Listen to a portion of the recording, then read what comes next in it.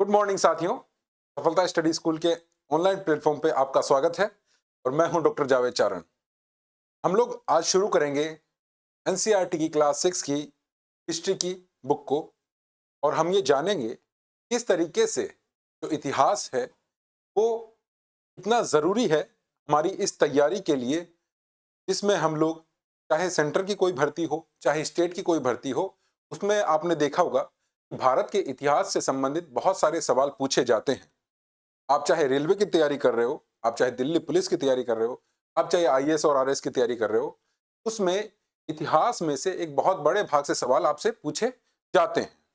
इतिहास को अगर हम लोग बात करें कि क्यों इतिहास जरूरी है और क्यों हमें ये जानना जरूरी है, इतिहास जो विषय है वो बहुत ही महत्वपूर्ण विषय है। वो इसलिए महत्वपूर्ण है क्योंकि हम जब पैदा हुए हैं, जिस अभी जैसे हम लोग अगर मान लो कि 2000 में पैदा अगर आप हुए हैं या 2005 या 2006 में आप पैदा हुए हैं, तो आपने अपने पैदा होने के साथ में ही आपने बहुत सारी संस्थाएं व्यवस्थित रूप से आपने अपने सामने देखी हैं कि आप जब पैदा हुए तो आपको पता है कि आपका कोई एक परिवार है। कुछ लोग हैं जो जिनको आप किसी को माता या पिता कहते हैं, उनकी दूसरी औलादें, उनको आप भाई बहन कहते हैं।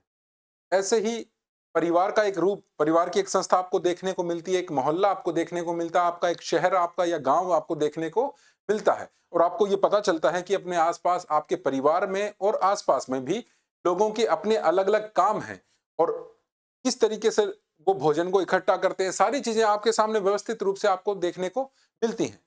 शहर, राज्य और देश और उसके बाद में विश्व में 200 देश हैं, उनकी अपनी अपनी शासन व्यवस्थाएं हैं। ये सारी चीजें, सबका अपना कल्चर, संस्कृति, भाषा, रहन सहन, वेशभूषा, ये हमें देखने को मिलता है। तो क्या जब मानव शुरुआत हुई, मानव की सभ्यता की, ये चीजें तब से ऐसी ही हैं या अब अचानक इनमें कोई बदलाव आया है? तो अचानक तो कोई चीज नहीं बनती है। इसका मतलब ये है कि मानव ने बहुत सारी चीजें समय समय पर धीरे धीरे सीखी हैं और ये जो बदलाव है, ये एक समय में अचानक नहीं आया है। ये बदलाव सदियों से आ रहा है। धीरे धीरे छोटे छोटे परिवर्तन होते गए, तो धीरे धीरे समाज को बदलता हुआ हम लोग देखते हैं। संस्कृति या कल्चर एक दिन में नहीं आता है और जिस हम लोग इतिहास की बात कर रहे हैं, आज हम लोग उस इतिहास में एनसीईआरटी क्लास 6 का चैप्टर 2 करेंगे। देखते हैं कि एनसीईआरटी का चैप्टर 2 जो है वो हमें क्या सिखाता है। हमारा चैप्टर 2 जो है, from gathering to growing food, खाद्य संग्रह से भोजन उत्पादन तक, आखे तक। आपने ये 2-3 शब्द यहाँ देखे हैं, इससे हम लोग क्या समझते हैं? आखेटक क्या होता है, शिकारी किसे कहते हैं और खाद्य संग्रह से भोजन के उत्पादन तक एक मनुष्य का विकास कैसे होता है, ये हम लोग आज इस चैप्टर में जानेंगे। और इतिहास क्यों हमारे लिए इतना महत्वपूर्ण है, क्योंकि हमें उसको भारत के किसी भी एग्जाम में उसको क्यों शामिल किया गया है, वो इसीलिए शामिल किया गया है क्योंकि हम जान सके कि हमारा विकास किस तरीके से हुआ है और हम लोग किस तरीके से चीजों पे काबू पाना सीखे हैं। अगर हम लोग बात करें कि मानव की जो सभ्यता है या मानव का जो विकास है, वो एक दिन में नहीं हुआ है। अगर हम लोग अपने पूर्वजों की बात करें, तो सबसे पहले हमारे यहाँ पे हम लोग देखते हैं कि हम लोग बंदर हमारे पूर्वज थे। उसके बाद में मनुष्य भी एक जानवर ही है, मनुष्य भी एक जानवर ही है, लेकिन मनुष्य दूसरे जानवरों से बहुत अलग है। वो सभ्य बन चुका है। क्या बन चुका है? सभ्य। फर्क क्या है? मनुष्य जो पहले आदि मानव था, मनुष्य जब पहले आदि मानव था, तो उस समय की कैसी व्यवस्था वो देखता है अपने आसपास में। आदि मानव आपने सुना होगा।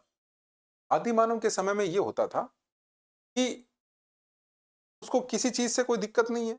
उसको जब भूख लगी, उसने खाना खा लिया। खाना कहाँ से खाया? स्विगी और जोमेटो से, जिस तरीके से आप अभी ऑर्डर कर देते हो, आदि मानव ने ऐसे एप्लीकेशन से कोई ऑर्डर कर दिया होगा, आपको ऐसा लग रहा है?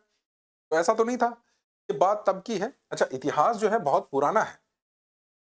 इतिहास में जिस तरीके से मनुष्य ने विकास किया है, उसकी एक लंबी कहानी है जो हम लोग जानते हैं और इस चैप्टर के माध्यम से हम लोग उस चीज को जानेंगे। किस तरीके से मानव का विकास जो हम लोग आज देख रहे हैं, ये अचानक से नहीं हुआ, एक बहुत लंबा पीरियड लगा है मनुष्य को। आज ये जितनी भी संस्थाएं हमने बनाई हैं, इसको बनाने में एक वक्त लगा है, एक अरसा लगा है, हजारों लाखों साल लगे हैं। तो मानव का विकास कैसे होता है, हमें कैसे पता चलता है? तो हम लोग जब देखते हैं कि सबसे पहले आज आप किसी भी म्यूजियम में अगर आप गए हैं, तो शायद आप मेरी इस बात को समझ पाएंगे। अगर आप म्यूजियम में जाते हैं, किसी भी राष्ट्रीय संग्रहालय हो गया, चाहे प्रादेशिक संग्रहालय, किसी भी जगह आपको अगर आस-पास अपने कोई भी ऐसा म्यूजियम है, तो आपको एक बार जाना चाहिए। आप जब वहाँ जाएँगे, तो आप ये देखेंगे कि आप से हज़ारों, लाखों साल पहले, हज़ारों साल पहले वहाँ पर आपको देखिए आपने देखा होगा कि पत्थर के औज़ार आपको देखने को मिलेंगे। आपको छोटे-छोटे मृत भांड आपको देखने को मिलेंगे। पत्थरों के आभूषण आपको देखने को मिलेंगे। तो बहुत सारी चीज़ें आपको देखने को मिलती है। उससे हम सीखते क्या हैं? क्या समझ पाते हैं कि मानव का विकास कैसे हुआ? ये एक पूरा का पूरा एक चित्र हमारे सामने उकर के सामने आता है। कैसे? कि आदि मानव जब थे शुरुआत में, तो वो अपना विकास जब करते हैं, तो जब उनको भूख लगती थी, खाना खा लेते थे और जब सोना होता था, सो जाते थे। आपकी तरह किसी एग्ज़ाम की तैयारी तो उन्होंने करी नहीं। अब हुआ क्या? आदि मानव जो है, वो दोनों ही प्रकार के थे, शाकाहारी भी थे और मांसाहारी भी थे। शाकाहारी भी थे और मांसाहारी। शाकाहारी का मतलब ये कि फल फ्रूट खा लिए और जड़ खा ली, कोई धान खा लिया। जब हम लोग इतिहास में जाते हैं, तब हम लोग इसमें पूरा गोता लगाते हैं और लगाने के बाद में हमें ये समझ में आता है कि मानव का विकास एक दिन में नहीं हुआ। तो मानव का विकास फिर कैसे हुआ? तो हम लोग थोड़ा-सा अलग से ये समझ लेते हैं कि हमारे यहाँ पर जब हम लोग पुराने अपने आज भी आपने देखा होगा खुदाई में बहुत सारे पुरावशेष मिलते हैं, अवशेष मिलते हैं। के माध्यम से हमारे जितने भी इतिहासकार हैं या पुरातत्वविद हैं, वो क्या करते हैं आर्कियोलॉजिस्ट, वो ये देखते हैं, छोटी-छोटी चीज़ों से ये आंकलन लगाते हैं कि हो सकता है उस समाज के लोग इस चीज़ को जानते होंगे। इस तरीके से हम जानते हैं कि इतिहास में बहुत सारे समय से इतिहास में हमारा मानव का विकास किस तरीके से हुआ है। अगर हम बात करें तो एक होता है पाषाण काल। इस चैप्टर में आपको पाषाण काल के बारे में ही ज़्यादा बताया गया है।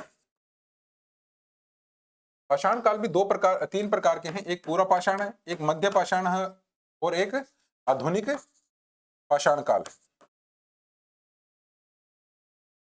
नवीन बोल दो चाहे इसको, नव पाषाण काल बोल दो। नव पाषाण काल। ये हो गया मध्य पाषाण काल। अच्छा, वो जो आदि मानव था, आदि मानव क्या करता था?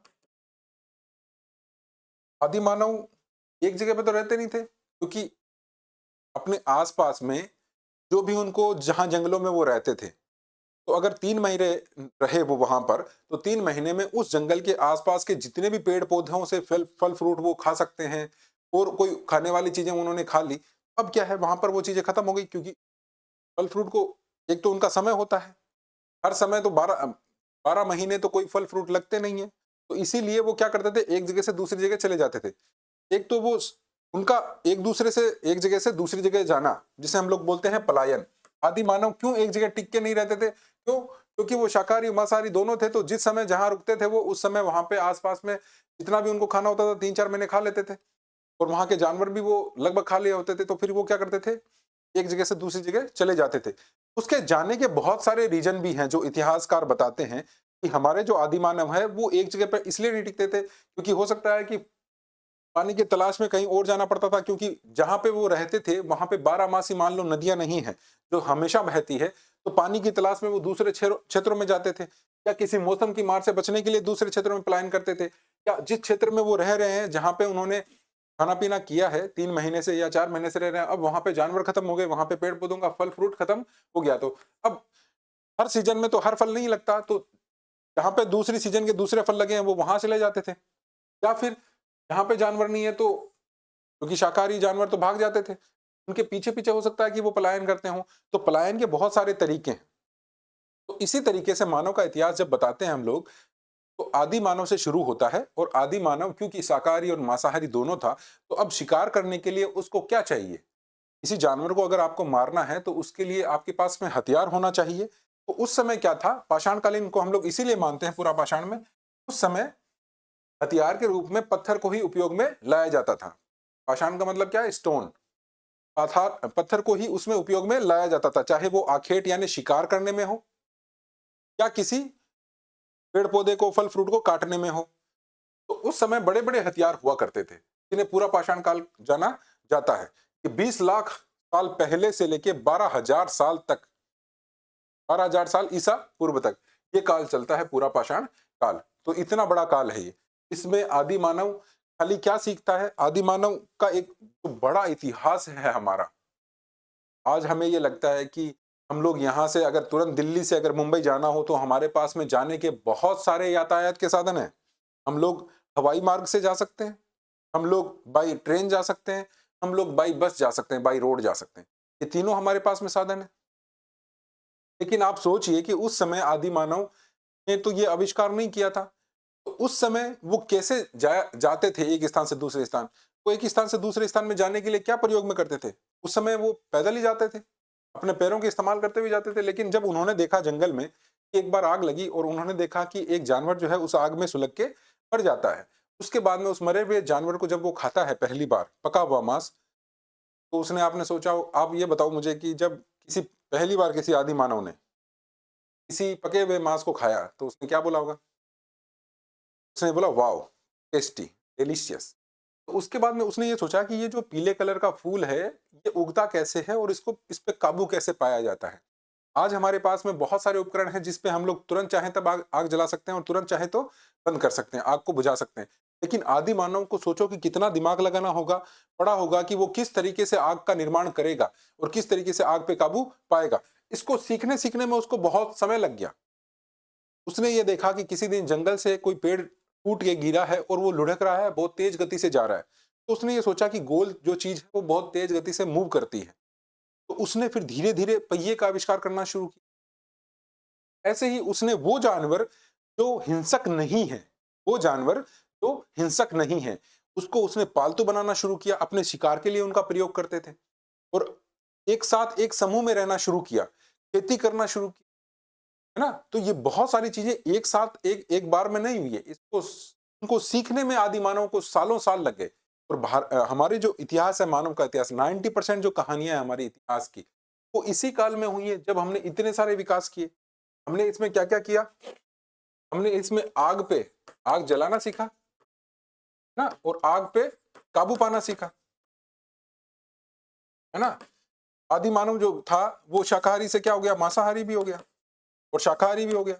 पहले शाकाहारी में कौन-सा? खेती के अनुसार। हमने कृषि का आविष्कार कर लिया। हमने क्या किया? पहिए का आविष्कार किया और पहिए का आविष्कार कर लिया, कृषि का आविष्कार कर लिया। हमने क्या किया? जानवरों को पालतू बनाना शुरू किया। तो हमने साथ-साथ में क्या सीखा? पशुपालन करना भी हमने सीख लिया और पशुपालन हमने किसका किया? वो जानवर जो हिंसक नहीं है और दुधारू हैं, बोझा ढो सकते हैं। तो ऐसे में जब हम लोग इतिहास पढ़ते हैं, तो हम ये देखते हैं कि आदि मानव ने सबसे पहले किससे अपना पालतू पशु बनाया? तो उसने जंगली कुत्ते को जो है सबसे पहले अपना पालतू जानवर बनाया। उसके बाद में नंबर आता है भेड़ और बकरी का। भेड़ और बकरी को उसने पालतू बनाना शुरू किया। ऐसे ही जब वो खेती करता है, जब वो क्या करता है? कृषि करता है, तो कृषि में उसने सबसे पहले गेहूं और जौ जैसे धान को बोना शुरू किया।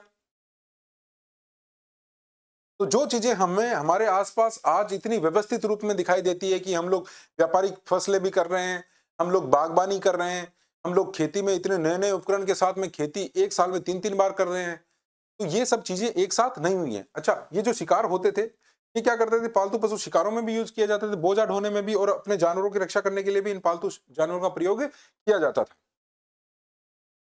तो यहाँ तक आपको बात समझ में आएगी कि किस तरीके से आदि मानव अकेला व्यक्ति था, उसने धीरे-धीरे परिवार नामक एक संस्था बनाई और परिवार से फिर क्या हुआ? उसने ये सब चीजें आग जलाना, आग पे काबू पाना ये एक बड़ा चीज है। आग जलाना एक अलग बात है, लेकिन आग को कंट्रोल्ड वे में जलाना, चाहे आप घर में गैस चला रहे हो, है ना? कोई भी प्रकार का आग का अगर प्रयोग कर रहे हो, पर आपको ये पता है कि आग को बुझाते कैसे हैं। उस समय तक सोचो कि उस समय आदि मानव का जीवन कितना मुश्किल रहा होगा जब उसको ये नहीं पता था कि ये आग जलती कैसे है और ये बुझती कैसे है। उस पे काबू पाना उसने जब सीखा, उसके बाद में उसने खेती करना शुरू किया, पशुओं को पालना शुरू किया, तो ये सारी चीजें एक साल में नहीं हुई हैं। अच्छा, ये जब वो खेती करते थे, तो उस समय वो जिन जिन औज़ारों का प्रयोग करते थे, वो कौन से होते थे? पाषाण, स्टोन होते थे। क्या होते थे? स्टोन। पाषाण जिसे हम लोग बोलते हैं पत्थर। तो इसमें खेती करने में, है ना? चाहे जो जो की फसल हो, चाहे गेहूँ की फसल हो, उसमें खेत को बोने में और आखेट यानी शिकार करने में भी, हंट में भी किसका प्रयोग किया जाता? पत्थर के हथियारों का प्रयोग ही किया जाता था। चाहे उनको आगे से नुकीला बना के उसमें लकड़ी के हत्थे डालना हो या फिर हड्डियों के जो है हत्थे डालना हो उन हथियारों में, किसमें पत्थरों में पीछे से हड्डी का हत्था डाल दिया और वहां से उसको हथियार के रूप में प्रयोग किया जाता था। तो ये सब चीजें हम लोग देखते हैं कि किस तरीके से मानव का इतिहास शुरू होता है। और हम लोग इसीलिए ये पढ़ते हैं हम लोग कि पाषाण काल में होता क्या था कि मनुष्य हथियार के रूप में पत्थरों का प्रयोग करता था। हम लोग इस चैप्टर का ओवरव्यू कर चुके हैं, एक बार इसमें जो लिखा है उस तरीके से भी देख लेते हैं, क्योंकि मैंने केवल 6 के स्टैंडर्ड से नहीं पढ़ाया है, मैंने आपको इसको एज ए स्टैंडर्ड लेवल के हिसाब से आपको समझाया है कि किस तरीके से मनुष्य जो है वो खाने को इकट्ठा करने से लेके खाने का उत्पादन करने लग गया। उसने कैसे कृषि करना शुरू कर लिया। पहले वो आर्किटेक्ट था, एक शिकारी था, शिकारी करने के बाद में अब वो भोजन को इकट्ठा करने लग गया। ठीक है, भोजन को इकट्ठा करने के साथ साथ अब वो भोजन को खुद उत्पादन प्रोडक्शन करने लग गया, खेती करने लग गया। ये चीजें कैसे संभव हुई, ये हम लोग आज इस सेकंड चैप्टर में पढ़ रहे हैं। इस अध्याय में बताया गया क्या कि मानव प्राचीन काल में क्या है, भोजन कैसे प्राप्त करते थे और कृषि कैसे समय के साथ विकसित हुई। यह अध्याय भोजन के उत्पादन के महत्व और किसानों की भूमिका पर भी प्रकाश डालता है। This chapter explains how women obtained food in the past and how agriculture developed over times। और ये एक दिन में नहीं हुआ है। मैंने आपको बताया जो पूरा पाषाण काल का जो समय है, जो टाइम पीरियड है, वो 20 लाख साल पहले ना, 20 लाख साल पहले से लेकर 12,000 साल पहले का काल माना जाता है पूरा पाषाण काल। ठीक है, तो उस समय ये हमने एग्रीकल्चर को डेवलप किया। It is also highlight the importance of food production and the role of farmers. चलते हैं आगे। आगे क्या है, इस चैप्टर के की पॉइंट्स क्या क्या हैं वो हम थोड़ा सा जान लेते हैं। भोजन के प्रारंभिक स्रोत क्या रहे मानव के, जो हमारे मानव हैं आदि मानव, उनके प्रारंभिक स्रोत क्या थे। Human initially obtain food by gathering fruits, nuts and other edible plants and bye hunting animals. जो हमारा जो मानव था आदि मानव, शुरुआत में उसके लिए भोजन के क्या क्या मेनली सोर्सेज थे। तो मेनली सोर्सेज क्या थे, जंगल में जो भी फल फूल उसको मिल गया, किसी पौधे की जड़ मिल गई है ना, किसी की पत्तियां मिल गई, या फिर कोई भी ऐसा जानवर मिल गया जो उससे आसानी से जो वो शिकार कर सकता था अपने पत्थरों वाले हथियारों से। तो ऐसे हथियारों का प्रयोग करके उन जानवरों का शिकार करते हुए वो अपना पेट भरता था। तो उसका जो प्राइमरी सोर्स है खाने का वो क्या था, मेनली शाकाहारी भी था और मांसाहारी भी था। ये हमें देखने को मिलता है ऐतिहासिक स्रोतों से। जब हम लोग देखते हैं कि वहां पर जानवरों को मारने के हथियार है, तो हम ये समझते हैं उन हथियारों को देख के कि अच्छा यहाँ का उस समय का आदिमानव हो सकता है कि क्या करता था, जानवरों को मारता था, शिकार के लिए इन पत्थरों का उपयोग करता था। और वहां हमने देखा कि गेहूं और जौ के भी हमें खेती के वो मिले हैं, साक्ष्य मिले हैं। तो हम ये भी समझते हैं कि अच्छा उस समय का जो आदि मानव था वो ये भी जानता था कि किस तरीके से खेती की जाती है। दूसरा क्या है, कृषि का विकास। लगभग 10,000 साल पहले मानव ने पौधों और जानवरों को पालतू बनाना शुरू कर दिया और जिससे क्या हुई, खेती की शुरुआत हुई। आदि मानव एक स्थान से दूसरे स्थान पे जाता था, क्योंकि एक जगह जहां रहेगा वहां आसपास का सारा वो उस समय का जो भी उसको खाने की चीजें मिलेगी वो खत्म कर देगा। तो फिर वो क्या हुआ, वहां से पलायन करेगा, क्योंकि हर चीजें तो सीजनेबल होती हैं। पेड़ पौधे जितने भी हैं उनमें अगर फूल आते हैं, वो फल आते हैं, तो वो सीजनेबल होते हैं। तो इसीलिए, और हो सकता है ये शाकाहारी जानवर या मांसाहारी जानवर उस जगह को छोड़ के उनके चक्कर में आगे निकल गए उनसे डरते हुए, तो उसके पीछे पीछे ही वो निकल जाते थे। क्या हो सकता है कि जहां आदि मानव रहता था और इंसान को रहने के लिए सबसे जरूरी चीज है पानी, तो अगर सदा बाहर नदियां नहीं है उसके आसपास, तो वो पानी के लिए भी दूसरी जगह पलायन कर जाते थे। तो जहां पलायन करते थे उसने क्या किया, धीरे धीरे खेती का आविष्कार भी शुरू किया, ताकि उसको भोजन के संरक्षण करने के लिए दिक्कत ना हो। आगे हम जब बात करते हैं वो है नियोलिथिक रेवोल्यूशन। नवपाषाण क्रांति क्या है, नवपाषाण में क्या हुआ। मैंने आपको बताया पूरा पाषाण, मध्य पाषाण और नवपाषाण। मध्य पाषाण में भी क्या हुआ, हथियार अब पहले वाले जो आदि मानव थे जो पूरा पाषाण काल में थे, वो क्या करते थे, यानी 20 लाख साल पहले से लेके 12,000 साल पहले तक वो जो टाइम पीरियड है, उस समय में हथियार थोड़े पत्थर बड़े बड़े हुआ करते थे। हथियार भी उतने अच्छे नहीं थे, स्पष्ट नहीं थे, तीखे नहीं थे, नुकीले नहीं थे। लेकिन मध्य पाषाण काल में क्या हुआ, हथियार बहुत छोटे होना शुरू हो गए। तीर भाले जैसे उपकरण बनाने लगे, लकड़ी के आगे तीखा सा पत्थर जोड़कर और उसको किसी तरीके से बांधकर उसका भाले के रूप में प्रयोग करना हमारे ये आदि मानव सीख गए थे। वो कार्य विधि कब होती है, मध्य पाषाण काल में। कब होता है, मध्य पाषाण काल। इसमें क्या है, कृषि के विकास ने नवपाषाण क्रांति को जन्म दिया, जिससे मानव क्या रहने लगा, परिवार के साथ, और मानव बस्तियां बसाने लग गया, भोजन का उत्पादन करने लग गया, और उसकी जीवन शैली में क्या आया, एक नया परिवर्तन आया। सोचिए कि कोई आदि मानव है, उसको जब तक वो अकेला था उसको कोई जरूरत नहीं थी, भूख लगी खाना खा लिया, और वो खाने में दोनों ही चीजें शाकाहारी और मांसाहारी प्रयोग में लाता था। लेकिन जैसे ही उसको ये जरूरत पड़ी कि मुझे खाने का संरक्षण करना है, उसने पहिए का आविष्कार कर लिया, उसने पशुओं को पालतू बनाना शुरू कर दिया, तो अब उसे एक समूह की जरूरत है। और वो समूह क्या कहलाता है, पहली एक संस्था कौन सी आई जिसने हमें हमें तो हम तो आज पैदा होने के साथ ही इस संस्था को समझते हैं, लेकिन सोचो कि उस आदि मानव ने परिवार बनाने के लिए कितना जद्दोजहद किया होगा। क्योंकि जब खेती आ गई और पशुओं को पालना उन्होंने शुरू कर दिया, तो उसके बाद में उनको अधिक लोग चाहिए होते थे, तो इसीलिए परिवार जैसे एक संस्था का निर्माण हो जाता है। आगे चलते हैं, आगे इस चैप्टर में क्या है, तो फिर हमें यह बताया गया कि खेती के कितने कितने प्रकार होते हैं, खेती के अलग अलग प्रकार होते हैं। ठीक है, इसमें बदलती खेती, तीव्र खेती और आत्मनिर्भर खेती, यानी शिफ्टिंग कल्टीवेशन, इंटेंसिव फार्मिंग और सब्सटेंस फार्मिंग, ये खेती के अलग अलग प्रकार हैं जो हमें देखने को मिलते हैं। के बाद में क्या है, भोजन उत्पादन का महत्व क्या है। भोजन उत्पादन मानव जीवन के लिए अत्यंत आवश्यक है, और किसान बढ़ती आबादी के लिए भोजन उत्पादन में महत्वपूर्ण भूमिका निभाते हैं। अगला है, इस चैप्टर के अकॉर्डिंग और इंपॉर्टेंट फैक्ट क्या हो सकते हैं आपके लिए। अगर आपसे पूछा जाए कृषि, तो कृषि में जब भी आप बात करो तो कृषि दो प्रकार की होती है। कृषि में दो चीजें शामिल की जाती हैं, एक की जाती है खेती, तो दूसरा किया जाता है पशुपालन। कृषि एक बड़ा अम्ब्रेला है जिसके अधीन खेती और पशुपालन दोनों को लिया जाता है।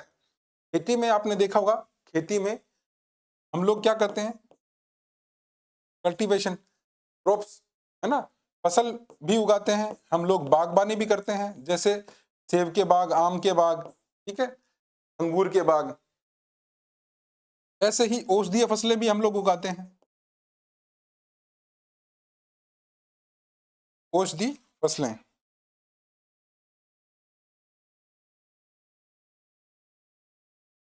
जैसे जायफल, लौंग, काली मिर्च, है ना, बहुत सारी, तंबाकू।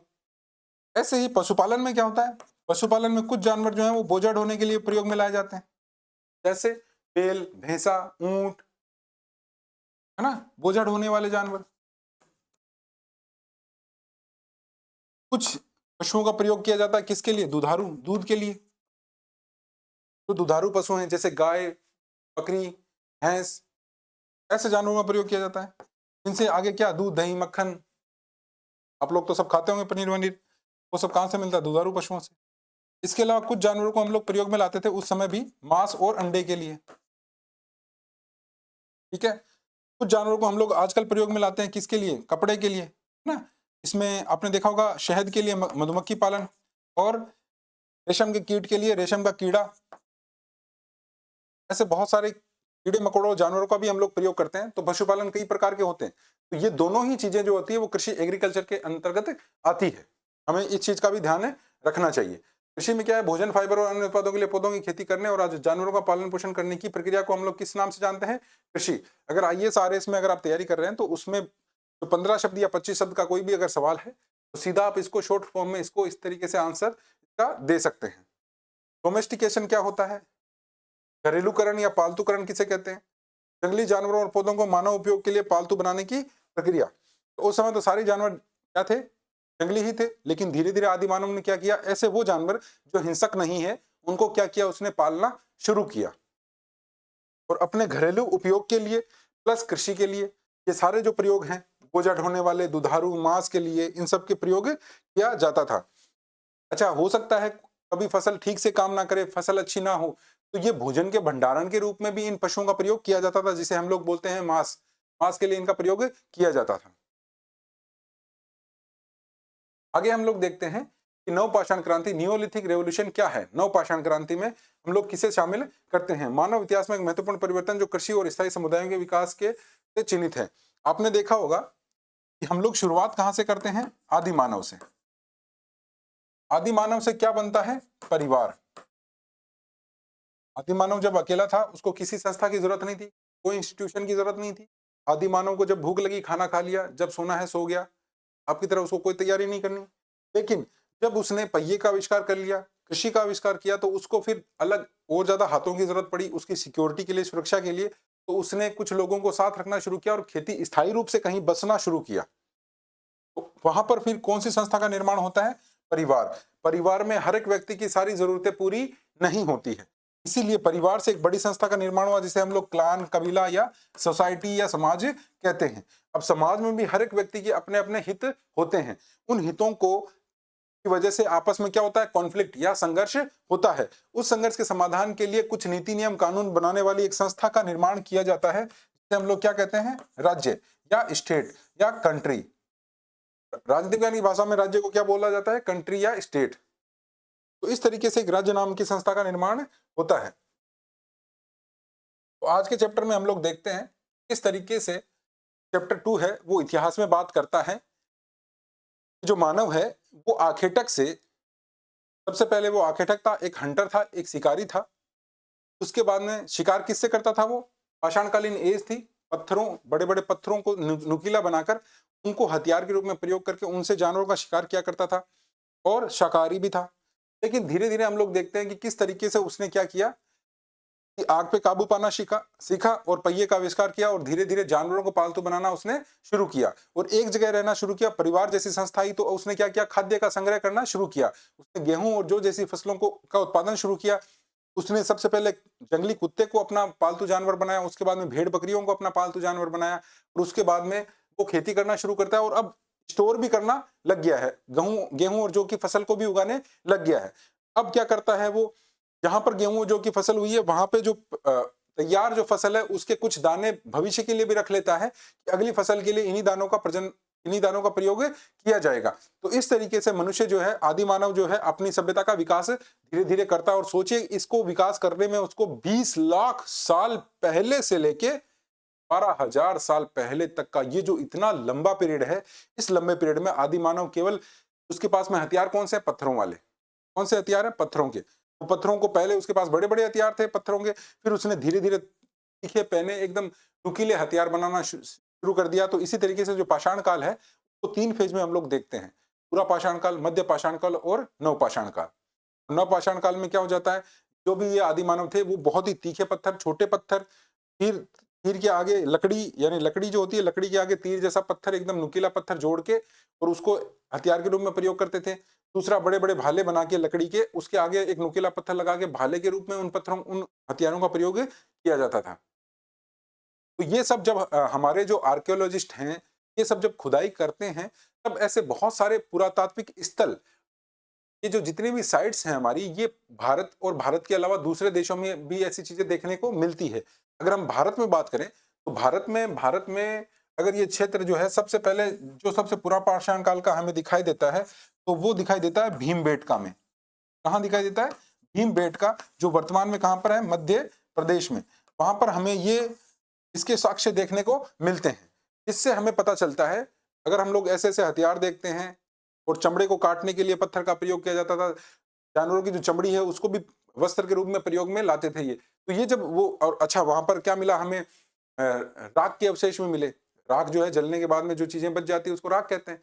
तो राख के अवशेष भी हमें मिले। गेहूं और जौ की फसल के हमें उसमें साक्ष्य मिले। हड्डियों से हमें पता चलता है कि कितने साल पुरानी हड्डियां हैं, कौन कौन से जानवर उस समय पालतू बनाए गए। तो ये जितने भी साक्ष्य हैं जो खुदाई के बाद में मिलते हैं हमें, उनसे विज्ञान ने इतना तकनीक इतना अच्छा बना लिया है कि हम लोग एग्जैक्ट समय निकाल सकते हैं कि किस समय के ये साक्ष्य हमारे पास में है। और जब उन चीजों को हम लोग, उन साक्ष्यों को जब हम लोग देखते हैं, तो हम ये आकलन करने की कोशिश करते हैं कि ये जो पत्थर है, हो सकता है ये हथियार के लिए बनाया गया होगा। और जैसे आज के समय में हम लोग जानते हैं मामदस्ता, है ना, जिसमें मसाले को कूटा जाता है, तो ऐसे बड़े बड़े पत्थर भी मसाले कूटने के टाइप से वहां पर साक्ष्यों में और देखने को मिले। तो उनको ये भी समझ में आया कि यहाँ पर खेती की जाती थी और मसालों को भी पीसा जाता था। इस तरीके से आकलन के आधार पर हम लोग ये समझते हैं कि उस समय की सभ्यता कितनी विकसित हुई होगी और किस तरीके से विकसित हुई होगी। अगर हम लोग इसका इतिहास जान पाएंगे, तो हम लोग उसमें से बहुत सारी चीजें ये हैं कि जो आज के समय में हमारे लिए बहुत उपयोगी हैं। किस तरीके से मानव अपने विचारों से, अपने मन जो ये उसका चिंतन मनन की जो ये प्रोसेस है, जो उसको और जानवरों से अलग करती है, किस तरीके से हम अपना विकास और ज़्यादा बेहतर कर सकते हैं। उम्मीद करता हूँ कि आपको ये चैप्टर समझ में आया होगा। थोड़ा-सा टिपिकल लग सकता है क्योंकि हम लोग बहुत इतिहास में शुरुआती दौर से गुज़र रहे हैं। हम लोग बहुत प्राचीन इतिहास पढ़ रहे हैं। क्या पढ़ रहे हैं? प्राचीन इतिहास। हालाँकि 6th क्लास की एनसीईआरटी किताब में बहुत संक्षिप्त में ये दे रखा है, लेकिन मैंने जो बताया है आपको, उसको थोड़ा और डिटेल में बताया है कि किस तरीके से आदिमानव से लेके समाज और राज्य तक हमारा सफ़र चलता है। 20 लाख साल पहले से लेके 12,000 साल तक केवल हम लोग पत्थरों के ही हथियार उन्होंने बनाए। तो ये एक बड़ी सोचने वाली बात है। मानव को आग जलाने और आग पे काबू पाने में कितने वर्ष लगे होंगे। पहिए का आविष्कार करने और जानवरों को पालतू बनाना उन्होंने जब सीखा और खेती करना सीखा, तो ये हमें आज तो बहुत सारी चीज़ें ऐसे ही पता हैं। लेकिन आप सोचिए कि इसको जब जिन लोगों ने पहली बार बनाया होगा या सीखा होगा, उनको कितना समय लगा होगा? 30 लाख साल से लेके और 12,000 साल पहले तक। ये जो लंबा पीरियड है, इस लंबे पीरियड में सीखी हैं और मानव का विकास इस तरीके से हुआ है। ठीक है? उम्मीद करते हैं कि ये चैप्टर आपको समझ में आया होगा। नेक्स्ट क्लास में मिलते हैं। हम देखते हैं कि इस चैप्टर से क्या-क्या एमसीक्यूज़ आपके लिए बन सकती हैं, जो आपके लिए इम्पोर्टेंट हो सकते हैं एग्ज़ाम के पॉइंट ऑफ व्यू से। तब तक के लिए जय हिंद, जय भारत।